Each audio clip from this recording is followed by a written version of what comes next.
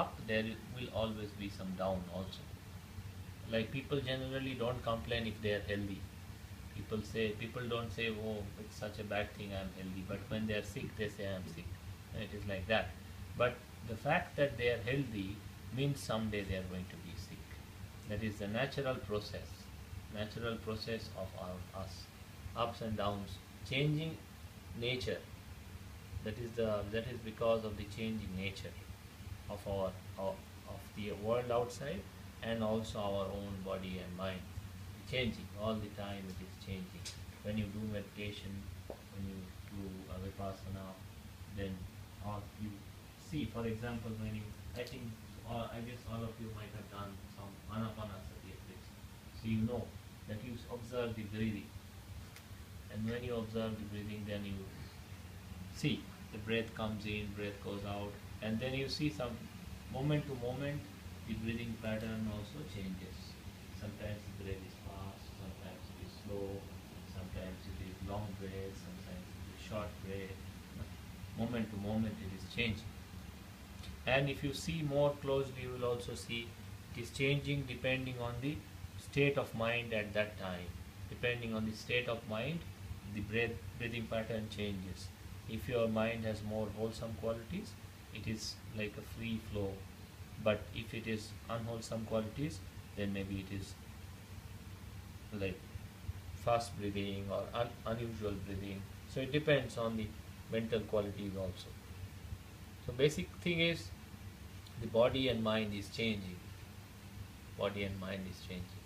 So today we are well, tomorrow we may be unwell also. That is the nature of things.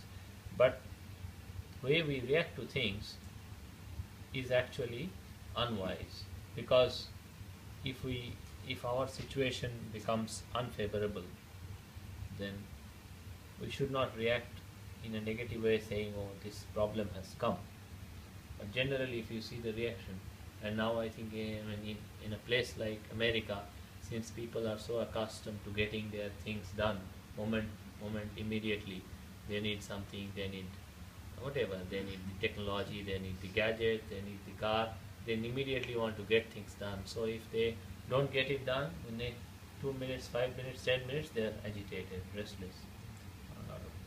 Uh, so in that way, I think people in Asia have little advantage, because they are accustomed to getting delayed in every way. So people at least develop some patience. People at least develop some patience. More and more patience they can develop. It is actually not always a bad thing to get into troubles. Buddha himself said that the dukkha, suffering, is not really a bad thing. If we are wisely looking at it, we can learn from it. We can learn the nature of life, the nature of unsatisfactoriness of life. We can learn from it. So it's not necessarily a bad thing. Here in the Western world, of course, people are, if they have little bit of problem, they complain too much. They are, generally Western people are like that. Even the smallest things also they complain too much. But it's not necessarily a bad thing all the time.